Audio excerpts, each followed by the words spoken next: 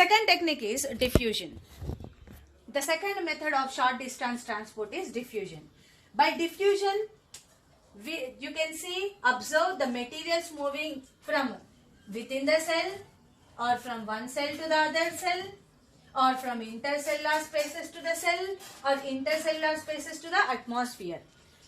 మనం చూసిన first method ఏదైతే ఉందో సైటోప్లాస్మిక్ స్ట్రీమింగ్ వల్ల మెటీరియల్స్ మూవ్ అవుతాయి, అయితే సెల్ లోపలే మూవ్ అవుతాయి. సైటోప్లాజం మూవ్ అవ్వడం వల్ల మెటీరియల్స్ కూడా మూవ్ అవుతాయి, రైట్. అయితే it is happening with in the cell. Now, the second type of short distance transport is diffusion.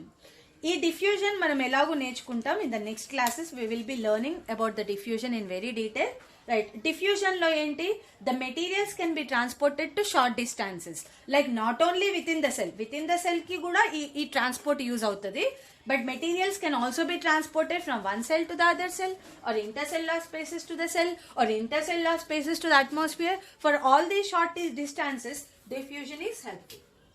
This diffusion is helpful, right. So this is just a overview which I am giving. Next one is long distance transport. Now what does long distance transport means?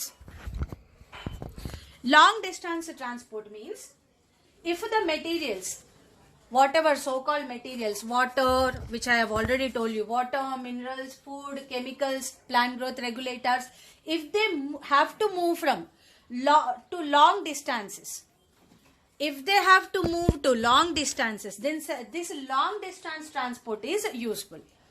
Like, let's take example. Imagine, so you know that the root absorbs water and minerals. Now this water and minerals have to be transported to long distances, to the shoot system, to the leaf or tip of the stem, to the leaves, okay, so to various parts of the shoot system.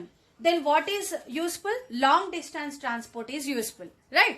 So imagine the water and minerals are uptaken by the root, and then these water and minerals are entering into where? It is xylem.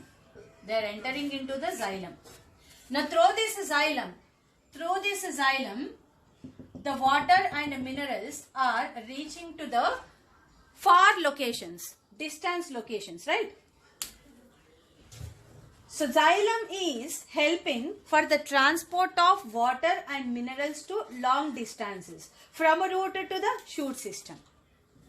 And the transport of water and minerals by the xylem is a unidirectional process. It is a unidirectional process because water and minerals are uptaken by the root, and they are transferred to the shoot system in upward direction. So it is a unidirectional process. Next, imagine if the food materials have to be transported to long distances. Long distances means what? From leaf to the root. Imagine food has to be transported from the leaf to the root. Now which kind of a transport is helping? Long distance transport, which is a phloem, is helping. So phloem helps, right. So phloem is uptaking the food materials from the leaf and transporting these food materials into where? Into the root, because root cannot synthesize the food. So in this way, food materials are transported through phloem, and water and minerals are transported through xylem. The xylem transport of water and minerals is unidirectional, that is from root system to the shoot system in upward direction. And food materials through phloem is bidirectional. Why bidirectional? Let's understand. So food is uptaken by the phloem and it is now reaching where? Reaching the root. But imagine now root is storing this food material. So it is excess storing this food material. Excess ga root lo store kuda aitunnai anukundam food material. Now when the plant needs this food material, imagine the plant is needing this food material. The same food material is again transported upwards into the shoot system. That means food first has traveled down, And again, when the plant needs, the same food material is also transporting upwards. So that means the transport of food material through phloem is considered as bidirectional.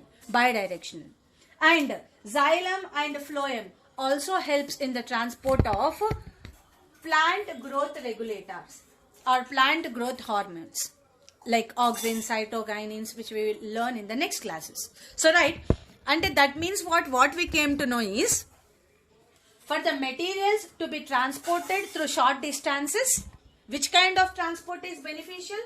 Right. Short distance transport is beneficial, like cytoplasmic streaming, and second is diffusion. If the materials have to be transported to long distance, what is beneficial? Long distance transport is used. It is with the help of what? Vascular system. So long distance transport is with the help of vascular system, xylem and phloem.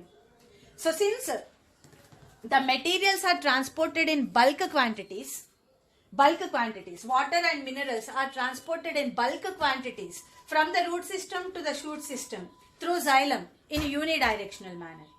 Next, food materials are transported in bulk quantities through phloem by bidirectional. So that means what? This kind of a long distance transport is also known as bulk transport. Next, and this mechanism is also known as a translocation, because the materials, since they are moving to long distances, they are changing their location. See here, water and minerals have changed their location. First they entered the root, and with the help of xylem, now they have entered into the shoot system. Translocation, they have changed the location. Food, first it was there in the leaf, but later after phloem has transported the food to the root, now where is the food? It is in the root. That means they have changed the location. So that is why this mechanism is also known as translocation. The long distance transport is also called as translocation. In the next class, we will start with the short distance transport in detail.